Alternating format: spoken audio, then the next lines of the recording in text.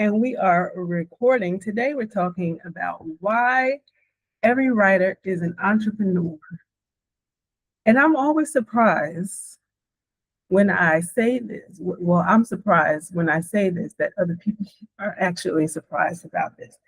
There is a misconception about writers out there that I really want to help people to sort of bust that bubble, um, because we writers have a tendency to lean too hard into the creative side and spend very little thinking about what it actually takes to actually make money as a writer. So, um, a few things. If you want to get paid to write, that means you're running a business. Whether you think of yourself that way or not, you're going to have to look at yourself as that. If you want to glorify the struggling writer, the struggling artist, the struggling creative, you can do that. However, this is not the channel for you. I'm speaking to people who are actually interested in growing themselves as a creative, growing themselves as a writer, and helping them to grow their mindset and their skills in learning how to be a writer and be able to make money from it. Most writers struggle because they don't think like entrepreneurs. And so, very quickly, my name is Halona Black. I am an editorial director, which can mean a lot of things. I do ghostwriting. I have clients that I ghostwrite for, writing authoritative content for their businesses. I write for a few different online magazines, as well as some print magazines. I've written for Essence Magazine. I've written for Sisters from AARP, Parents Magazine, Business Insider, so on and so forth. And then I am also developing my own set of writing criteria. So then in the past, I've sold books.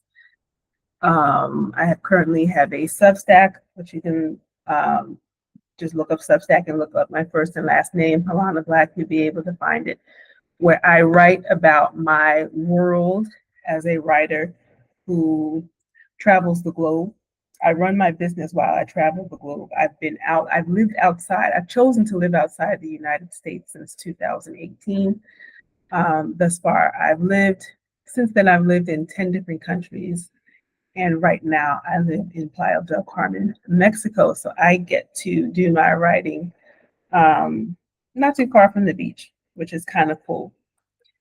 And so I like to really help writers and experts turn their ideas into visibility, trust, and revenue.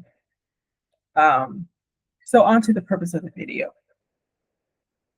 Being a writer, I look at it in three different parts. There's the creative part, which is the part that I said everybody loves to do. We romanticize the process of sitting down and writing our books. Maybe you do poetry. If you have, some sort of a coaching business, maybe you've thought about, I want to be able to write my book so that I can put it out there and get speaking engagements. And, that's the creative side of being a writer. You romanticize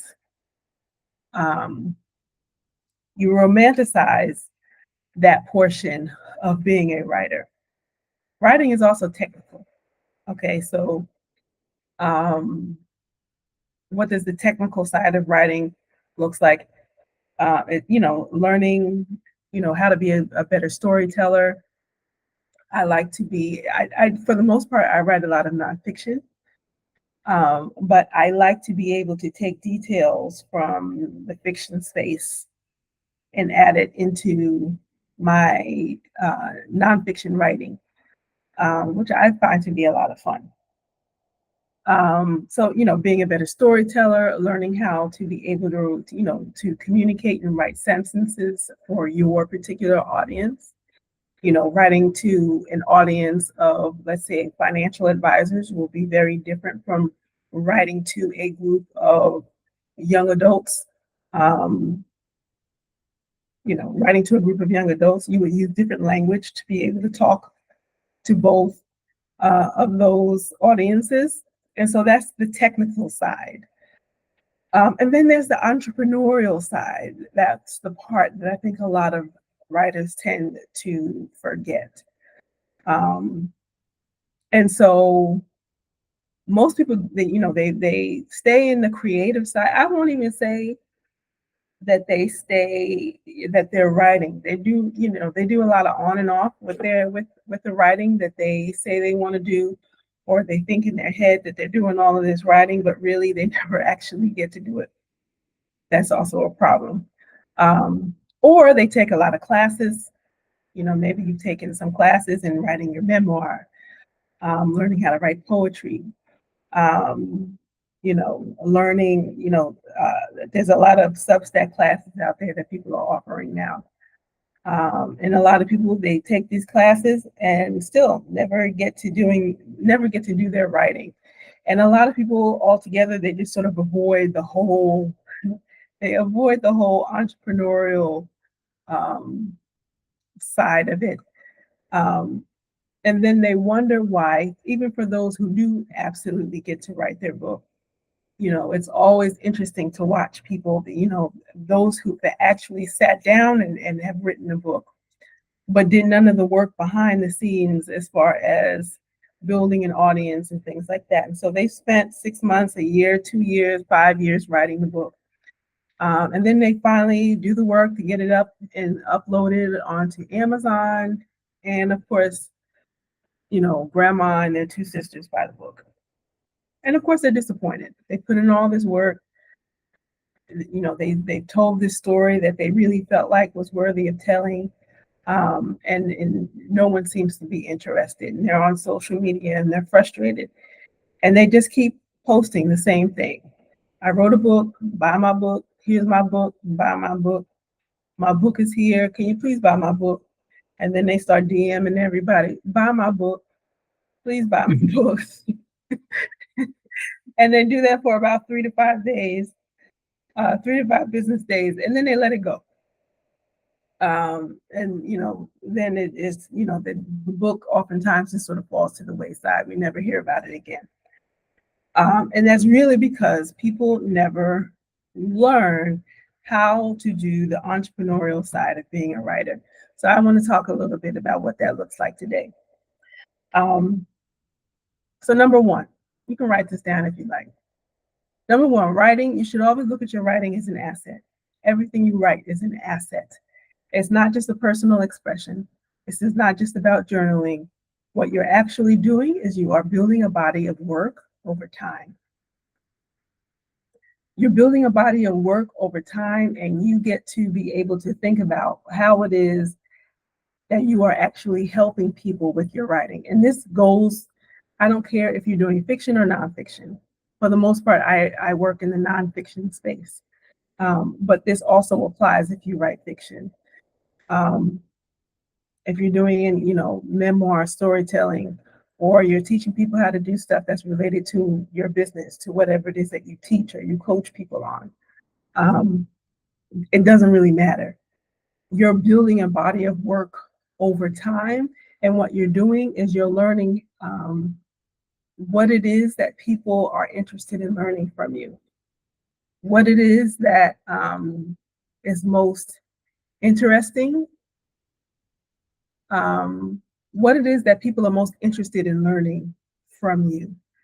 And you can only do that by writing over a certain period of time. And what you'll learn is that each piece that you write has a role to be able to teach you. You'll get small bits of information over time. You'll start to learn what it is that people are excited about, what you actually like writing about. You don't want to spend a lot of time writing a book, putting a bunch of stuff in there that nobody cares about, and then you're sitting back wondering why it's not making any sales. So your writing is an asset, and each piece that you write, you want to think of it that way. And I'll actually break that asset part down for you in a few moments, if you care to stay. Your writing, number 2, also should have a clear audience. Your writing every time should always have a clear audience. I don't care if you're writing a book or an email. Your writing always has a clear audience. You're never just writing for, whoever this lands for. That's, you're not doing that. You're writing for a very specific person with specific problems and or interests. You're writing for a person who has specific problems and or interests. And so if you are, I don't know, maybe you write, you're a consultant, and you start writing saying that you want to consult with doctors. There's all sorts of doctors in the world. If you're a consultant and you want to be able to offer advice to doctors to help them in their small medical practices, which can be a very specific type of a doctor, but you can probably even be more specific. A family medical doctor is going to be very different from, say, someone who has a small medical practice as a gynecologist. 2 different problems, 2 different types of clients, 2 different types of businesses. So if you're writing, let's say, a Substack or a newsletter, just for doctors in general, it's not going to land in the way that you want it because your audience isn't clear. So your writing always has to be aimed to somebody somewhere. You want to be specific as possible. And that may be something that you learn over time. You'll sort of figure it out, where you might start writing for one larger group of people, and then over time you just start to figure out that another group of people within that group, a niche within your niche, a sub niche within your niche actually starts to pick up, to be more excited about what it is that you have to say about their topic. So you start to sort of shift and talk to them about what it is that they actually want to be able to hear. And that's good information for you to know. So that's number 2. Your writing has to have a clear audience. Number 3, your writing has to be connected to income. Income. To have a business means that you are creating income from somewhere. So your writing should always lead to clients. It should always lead to, products that you have created. It should lead to some sort of an opportunity to be able to speak, to be able to consult, to be able to train. There's no real separation between the creative work and the making the money. You got to have both. I'll say that again. There's no separation between the creative work and the making the money. Without one, the other doesn't work. If you're doing all creative work, which is wonderful, if that's what you want to do, if you're retired and you just, you feel great about being able to sit down and being able to write for yourself, but you miss out on the opportunity to be able to share your work with other people. And so you've got to be able to get more comfortable with learning how to be an entrepreneur when you're a writer.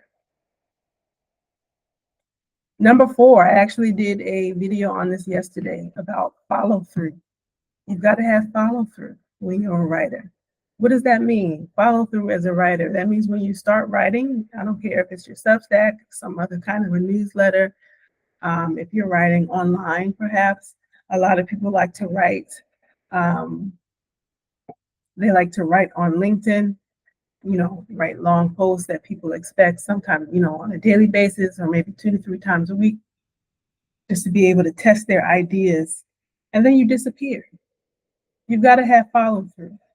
If you're going to be able to create a writing persona that people can follow and build yourself an audience, and you build an audience so that when you have things available, when you write things that you want to be able to sell to people, your books, your products, your services, they will buy it. So you can't disappear on them. Follow through means that you don't wait for inspiration.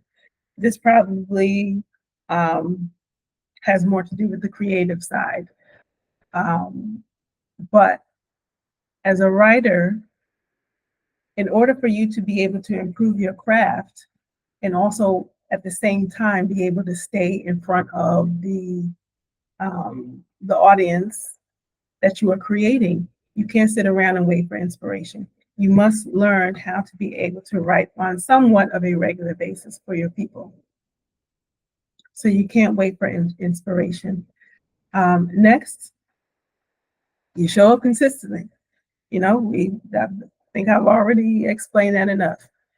You show up consistently. You decide what consistent means. For some people, consistent means every day. Some people it's once a week. Other people it's once a month. You are the creator of what it is that you want to be able to build. So you get to decide what consistent actually means for you and what it is that you are trying to create in the timeline that you are connecting it to. And also, follow through means that you're building recognition over time. So you're not sitting around expecting everybody to love you and your writing today. Sometimes it takes time for you to be able to find your perfect audience. I always like to be able to use the example of Oprah Winfrey. Everybody always wants to get to a point where, they write a book and they get on, at some point, they want to be able to get on Oprah's stage. But even for people like Oprah, Oprah wasn't always the Oprah that we recognize and that we know and love today. People tend to jump over the number of years of work that Oprah has put in when she was just a person working at a news station. And she was just learning the ropes. Before she had her TV show, and then even when she started with her first TV show with the Oprah Winfrey Show, to do the same show 5 days a week for, I believe, 25 years is what she put in. And I remember reading an article about how she would sleep at the studio to be able to, tape shows back to back to back to back. Not because, of course, she couldn't afford an apartment of her own, but because it was just easier for her to just sleep at the studio. She was working so much.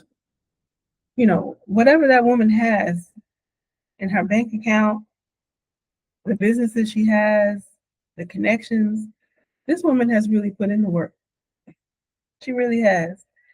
And so if you're thinking that you want Oprah notoriety, or even to be recognized by a person like Oprah Winfrey, you've got to put in some sort of work with the follow through. You can't just put out, a self-published book next week and think, because God, you would, some of you might be laughing at this, but I'm always getting inquiries from people who self-publish a book. I once had a woman that I talked to, and she wrote a book that had something to do with immigration, which of course is always a very notable topic. Immigration is always a big issue, but nobody knew her. She had absolutely no experience. This is more of just her personal opinion of how it is that immigration should be in the United States. Through the process of, it was a fiction book that she had written. And, she was genuinely shocked and surprised that nobody was interested. And I said, well, who are you looking to read the book? Where do you want to? She said she wanted interviews. I said, well, where do you want to be interviewed? She legit said NPR. I was like, ma'am, I admire the goal. I admire the goal, but NPR is not going to pick up you in your book about immigration. Um, Not because it's not worth it, but because you just don't have the backing to be able to get that far. You might, there are other avenues, and of course, I offered her some information on some other avenues that she can get into to be able to start small. I have no idea about the quality of the book that she actually wrote because I didn't read it. She was just asking me questions. But follow through is important. She didn't do her work. She didn't. There was nothing entrepreneurial about what it is in her process of being able to write this book. She just genuinely thought that if she wrote the book, she put in the work. I don't know if the thing was edited. I don't know. I have no idea what she did. Um, but she genuinely thought if she just wrote the book, NPR would come knocking, and she was clueless as to why it didn't. So yeah, you got to be able to follow through, build that audience, create a group of people who actually love what it is that you have to say, and you can move from there. Next, number 5, visibility. Visibility. What does that mean? That means that you publish on some sort of a regular basis. We already talked about consistency. You have to publish on some sort of a regular basis. Be willing to share imperfect ideas. Part of what we just talked about in follow through, and what I actually spent some time talking about yesterday in yesterday's video on follow through, is that I was talking about the pitching process, the process of pitching your magazine articles. For a lot of people, they sit on the idea that they want to be able to pitch to a magazine. And, they come up with an article magazine. They come up with an article idea. They write it down. They realize it needs some work. But instead of actually doing the work, they just sort of let it sit. And so what happens is absolutely nothing. It means that the editor will never be able to see what it is that you have written. Sometimes editors do offer some feedback to you about what it is that you've written and how it is that you can improve your pitch for a different article, perhaps. But you just don't even build the practice of being able to pitch so that you can put your ideas out there to be seen. The more you pitch, the more you write social media posts, the more you write newsletter articles, the more feedback you're going to be able to get. And it has to be done quickly. You can't just put something out, for the month of April and then think you're going to come back in August and think that people are going to remember you. The visibility has to be done on some sort of a regular basis. So you share your imperfect ideas, you get feedback, and people are going to be able to be willing to follow you in what it is that you're creating and the ideas that you are putting out. So let people see how you think. Let people see how you think. It's okay. Your thinking process is going to be able to grow over time. And of course, that doesn't happen unless you actually do it. And so part of being an entrepreneur is having people see you and your thoughts, which can be very intimidating for those who are uninitiated to the process, right? But that's what being a writer is. That's what being a writer is. And, all the time somebody's not, people are not always going to love everything that you put out. And that's okay. That's part of finding your audience and finding people who are interested in your work. And you want to be able to engage them long enough so that when it's time for you to sell a book product or service or whatever it is that you're doing. If you have an event, they're going to join you because they know you. That's part of being an entrepreneur or an entrepreneurial writer. Next, a writer, number 6, an entrepreneurial writer understands the topic of distribution. It's not just about writing a book or the newsletter article one time and then walking away from it. Distribution means you're getting it in front of other people via different avenues. So one way is you want to be able to build an audience that you personally own. I know for some of you who watch this channel, we may be connected or were at one point connected via Facebook. Now right now it's April 2026, but my Facebook for whatever reason was, I don't know what it was disconnected, dismantled back in November 2025. I had thousands of followers there. I always got a really great response whenever I would write things and I would put my stuff out there. I would get really great feedback. However, since November 2025, I haven't had access to that audience. And so I've always had an email list, and I would always invite people to my email list. And so a lot of people have followed me. They've been able to keep up with me in what I'm doing via my email list. Because I find the value in building my own audience. I have never bought into just using a social media platform only as the only way for you to be able to speak to people.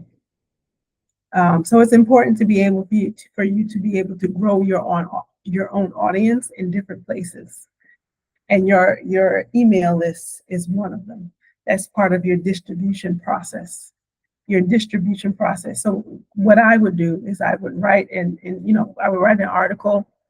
I'm a blogger from way back in 2004, and I've had 2 different major blogs.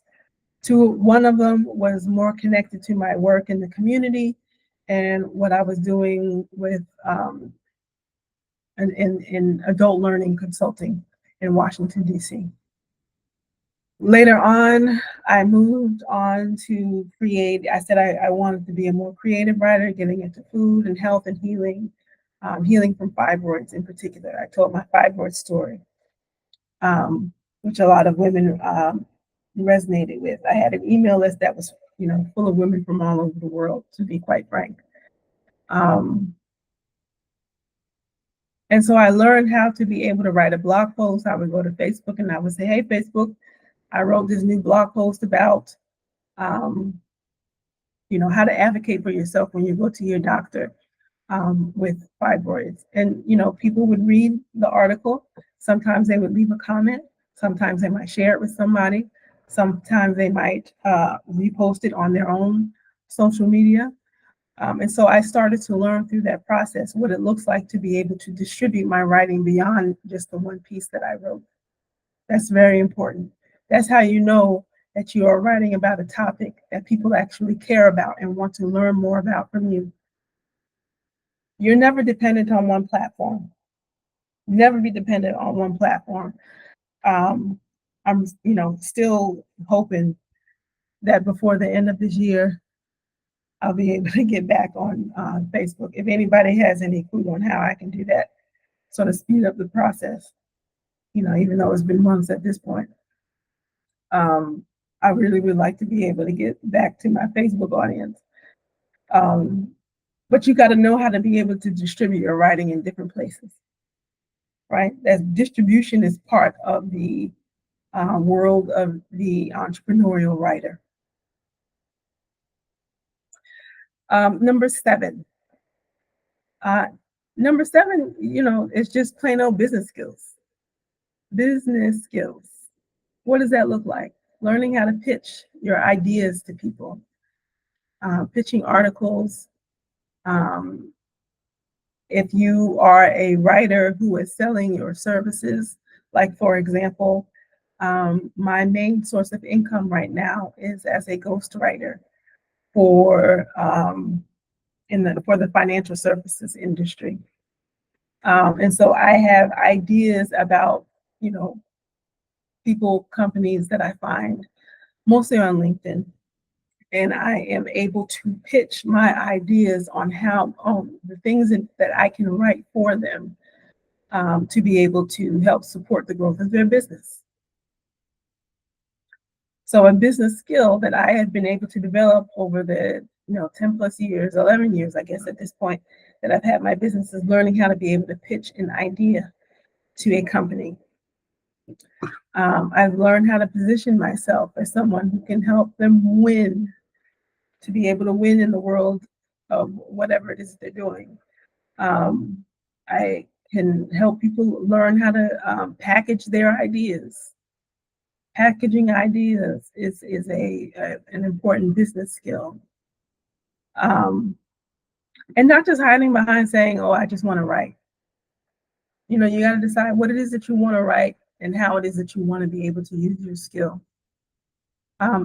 I have learned over the years that the type of writer that I want to be, I love to writing, and writing is one of my greatest skills. And I have a certain number of other skills that sort of attach to the writing, mostly in like marketing, content marketing and editing and all sorts of other things. But I've never really wanted to do, how can I say this?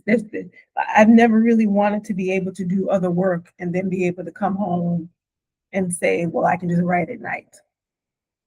You can do that too. Totally nothing wrong with people who do that. But I also like being able to use and practice my skills as a writer by selling my services, my writing services, my writing and marketing services to other companies. At this particular point in time, I happen to be using it in the financial industry. And so you can't just say, I just want to write. You've got to be able to do it for other things. It's got to be attached to a larger goal than just writing things. If you're interested in making money from the things that you write, that's the big caveat.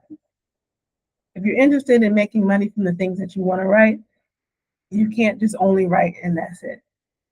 You've got to learn, pitching, positioning, packaging your ideas, and a whole host of other skills that goes with it.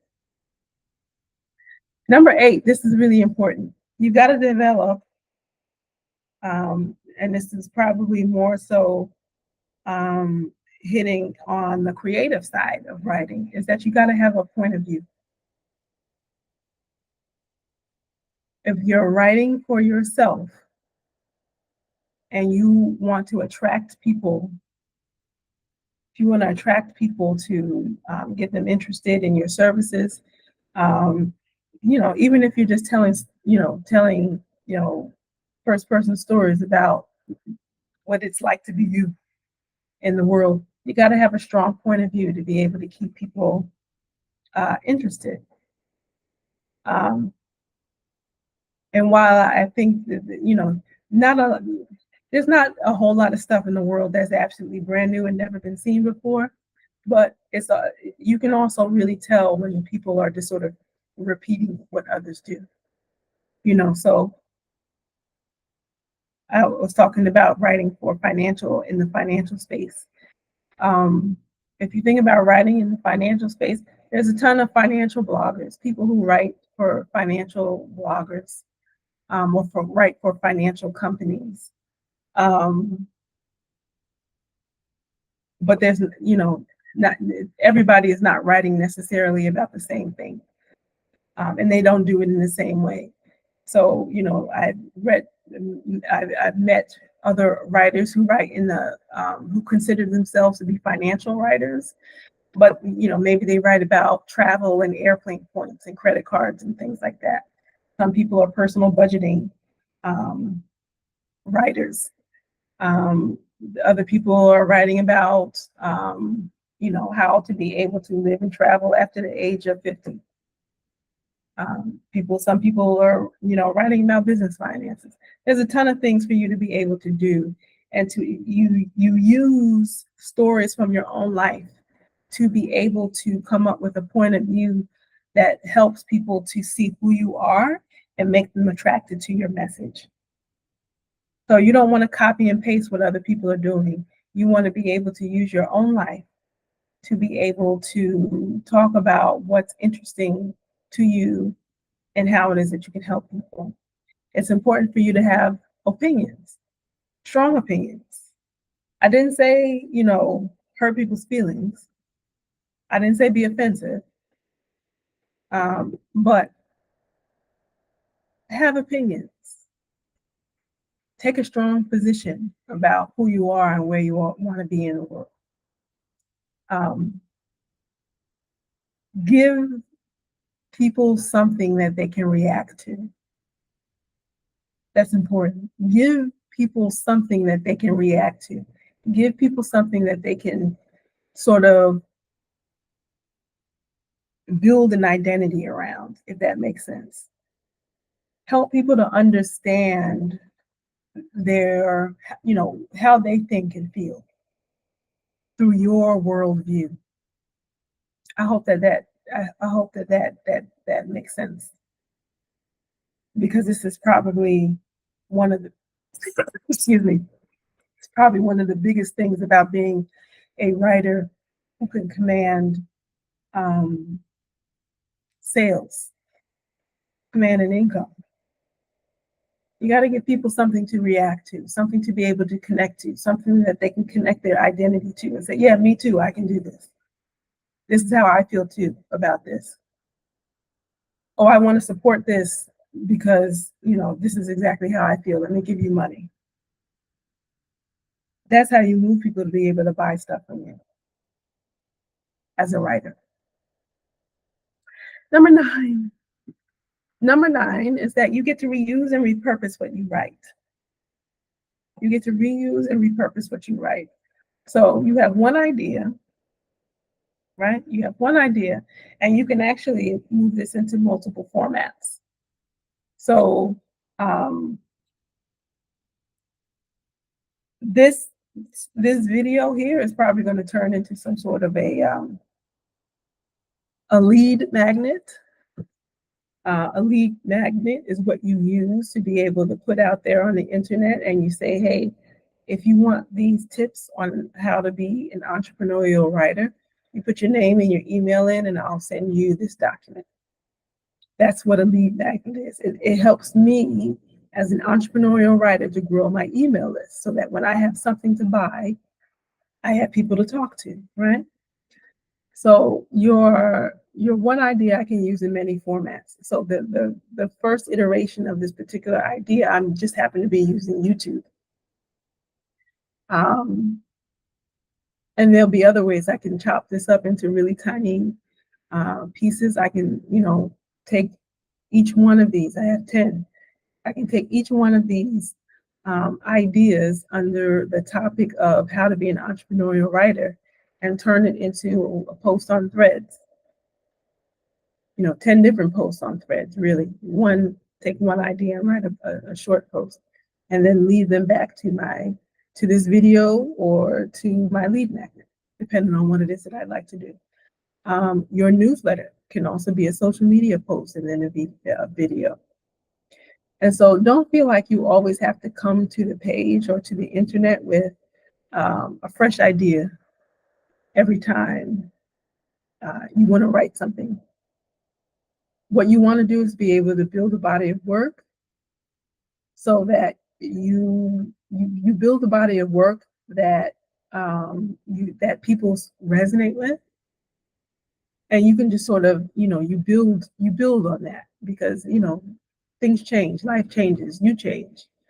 The way you view a particular topic when you were 25 may not necessarily be 100% true for you when you're 45. So don't think that you have to start from scratch all the time. You can take what you've written before and reuse it for other purposes. And then number 10, this is super important. You've got to understand that as an entrepreneurial writer, you're doing this for the long game. So don't, people get on the internet and they're like, I built this business in 6 months and I'm making, $500,000 in 6 months. And then maybe 99% of those circumstances, the folks who say that are absolutely lying to you. They didn't tell you, they're not telling you all the other stuff that they had to do to be able to, even if, I'm saying a multi-million-dollar business, even if it's six figures, the work that they had to put in to be able to get to the six figures is something that a lot of people don't talk about. It's not always just, oh, I started this business in September, and then 6 months later, my six figures was here. What I usually find is that they've had some sort of business success elsewhere, or they've had some sort of success, or that they've had many years of trying and trial and error of doing other things, and then they finally find their thing, and then they're able to make their six figures in 6 months. But for a lot of people who don't know that, they just sort of look at that and say, well, what the hell is wrong with me that I'm not seeing this type of success? And as an entrepreneurial writer, you have to be dedicated to this for the long game. You're not chasing instant results here. You have to learn how to stay with it and let your writing compound over time. You're in it for the long game, right? So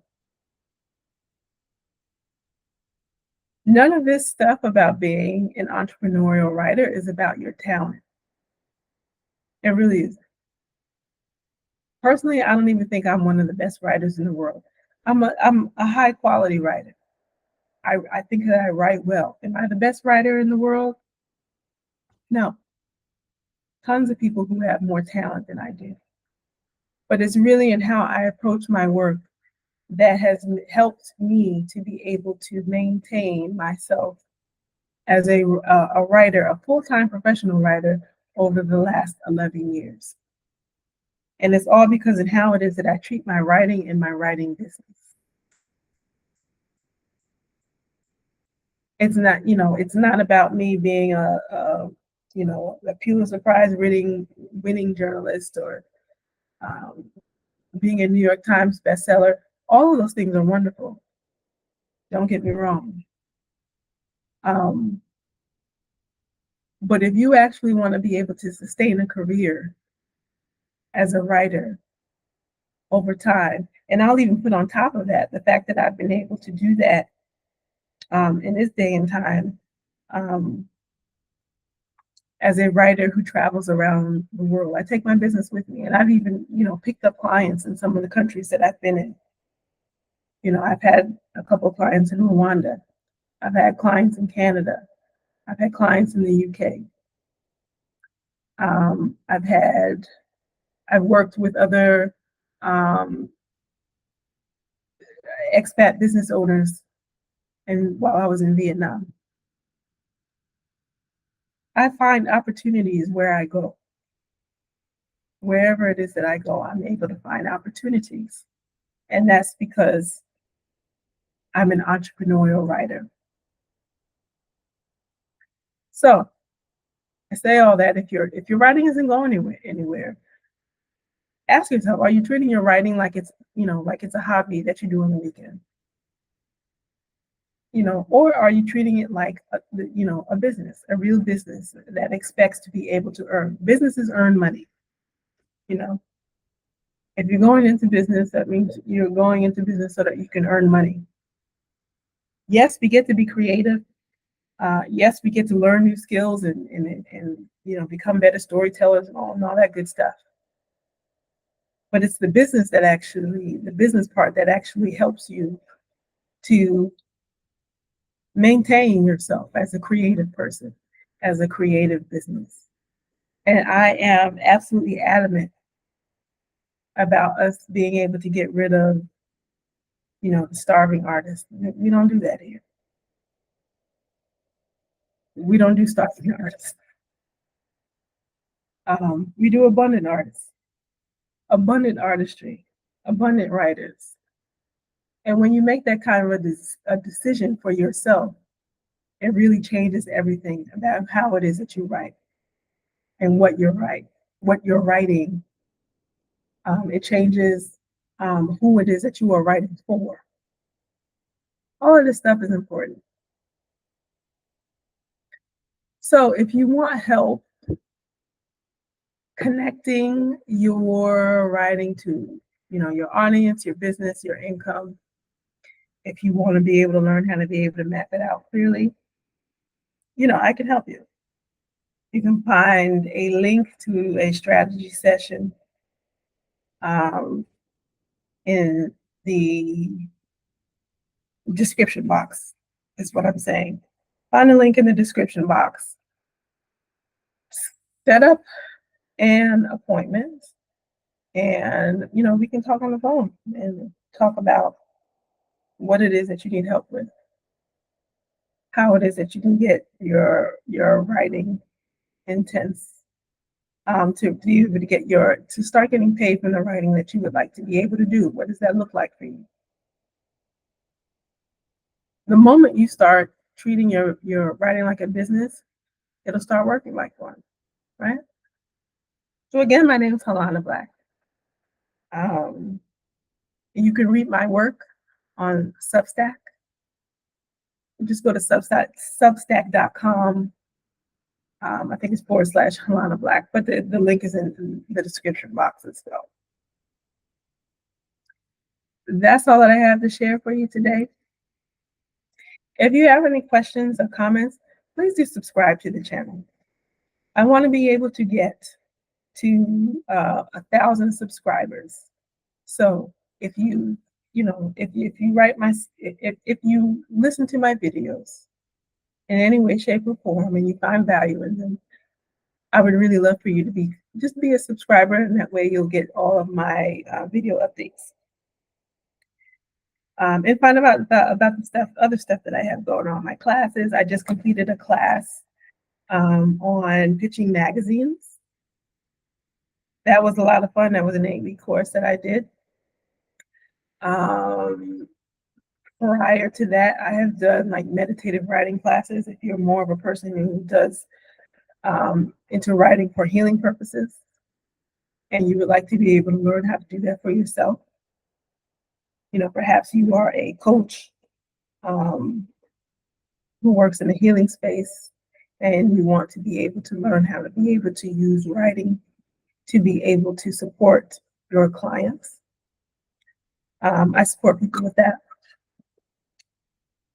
So yeah, be a subscriber. Check out whatever else I have here on the channel. If you want to be able to work with me in a paid capacity, you'll also see links there to be able to set up a strategy session so that you yourself can become a paid writer, an entrepreneurial writer. All right.